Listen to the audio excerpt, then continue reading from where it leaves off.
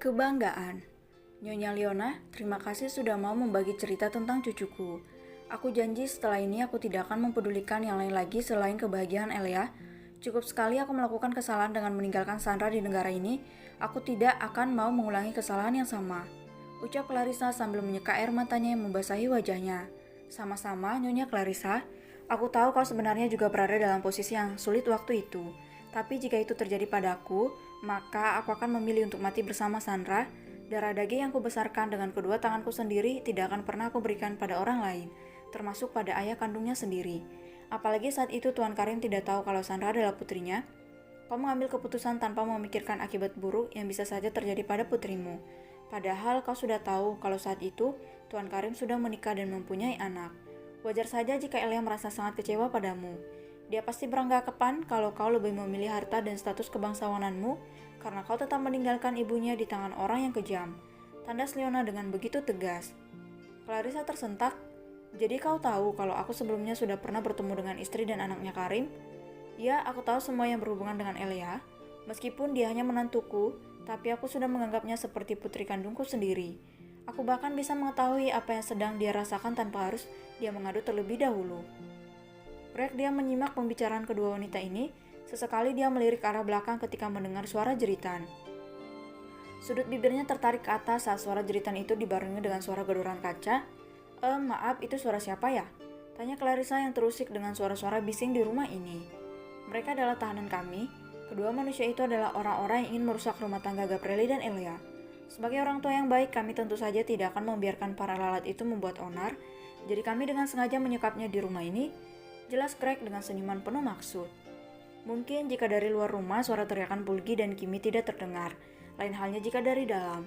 Suara mereka terdengar dengan sangat jelas meskipun tidak terlalu besar. Apa itu tidak melanggar hukum Tuan Greg? Tidakkah keluarga mereka nanti mencari keberadaannya? Clarissa cukup terkejut dan kaget mendengar hal tersebut. Dia tidak menduga kalau pasangan suami istri ini lumayan kejam pada orang-orang yang ingin mengusik rumah tangga cucunya. Tapi biarpun begitu, Clarissa tetaplah bersyukur, setidaknya dengan begini kebahagiaan cucunya bisa lebih terjamin. Nyonya Clarissa, apakah menurutmu akan ada orang yang mencari makhluk jahat seperti mereka? Aku rasa tidak, jawab Greg dengan entengnya. Ada beberapa jenis orang yang memang pantas untuk dilenyapkan dari muka bumi termasuk mereka.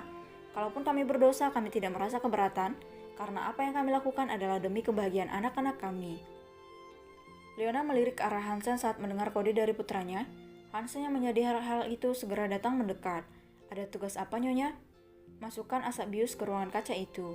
Gabrieli dan Elia akan segera datang. Aku tidak mau menantuku mendengar suara jeritan mereka. Jawab Leona. Baik, Nyonya, permisi. Saut Hansen lalu bergegas menjalankan tugas dari nyonyanya.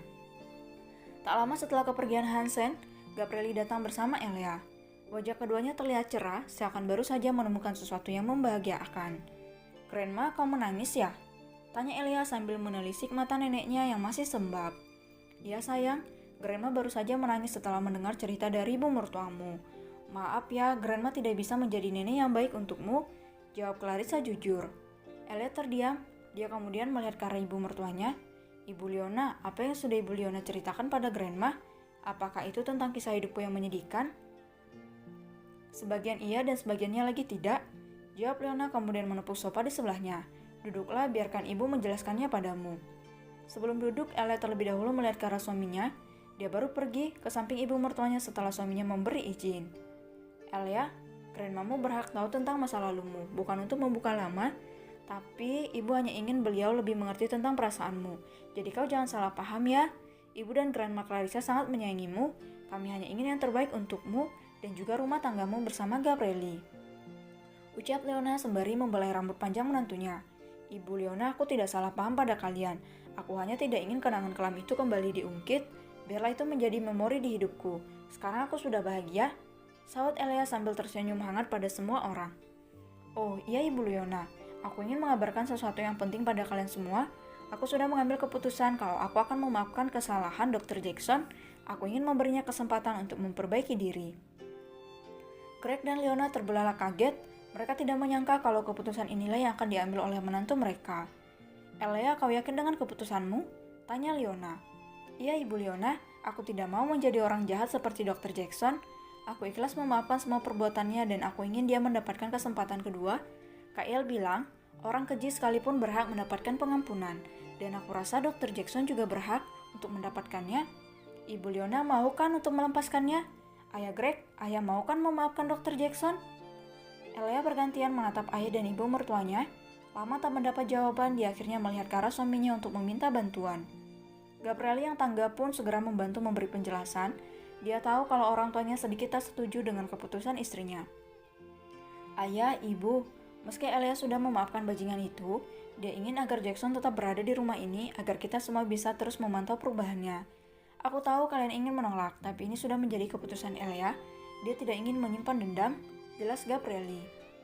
Leona menghela napas, meski tak ingin, dia harus tetap menghargai keputusan yang sudah diambil oleh menantunya. Apa benar itu yang kau inginkan, Hem? Tanya Leona kemudian menggenggam tangan menantu kebanggaannya. Kau baik sekali sayang, kau mampu memaafkan orang yang telah membuatmu merasa tertekan selama bertahun-tahun. Ibu salut padamu. Ayah juga Elia, mungkin jika itu ayah pasti akan langsung memberinya ganjaran yang jauh lebih menyakitkan, melebihi apa yang sudah dia perbuat. Dari surga sana, mamamu pasti sangat bangga melihat putrinya tumbuh menjadi seorang gadis berhati malaikat.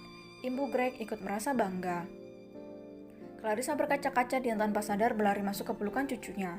Clarissa merasa sangat terharu, meskipun hidup dalam kepedihan nyata cucunya bisa tumbuh menjadi pribadi yang begitu baik.